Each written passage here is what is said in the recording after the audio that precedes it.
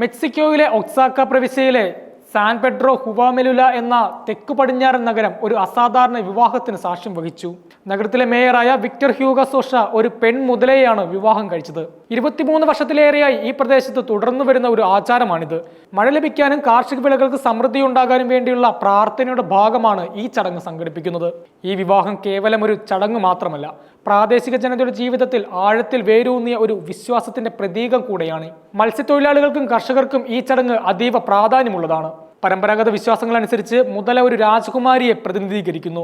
ഈ വിവാഹം പ്രകൃതിയും മനുഷ്യനും തമ്മിലുള്ള ഐക്യത്തെയാണ് സൂചിപ്പിക്കുന്നത്. നല്ല വിളവെടുപ്പിനും സമൃദ്ധമായ മഴയ്ക്കും മത്സ്യസമ്പത്ത് വർദ്ധിക്കുന്നതിനും ഈ വിവാഹം അനുഗ്രഹമായി മാറുമെന്നാണ് വിശ്വാസം. വിവാഹത്തിന് മുന്നോടിയായി മുതലയെ വർണ്ണാഭമായ പരമ്പരാഗത വസ്ത്രങ്ങളാൽ അണിയിച്ചൊരുക്കുന്നു. തുടർന്ന് വാദ്യമേളങ്ങളുടെയും നൃത്തത്തിന്റെയും അകമ്പടിയോടെ മുതലയെ നഗരത്തിലൂടെ ഒരു ഘോഷയാത്രയായി കൊണ്ടുപോയി മേയർ പരമ്പരാഗത വേഷത്തിൽ മുതലയോടൊപ്പം നൃത്തം ചെയ്യുകയും ചുംബിക്കുകയും ചെയ്തു. ഈ ചടങ്ങിൽ നഗരത്തിലെ നിരവധി ആളുകൾ ആവേശത്തോടെ പങ്കെടുത്തു. ഇത് തലമുറകളായി കൈമാറി വരുന്ന ഒരു സാമൂഹിക കൂടിച്ചേരൽ കൂടിയാണ്.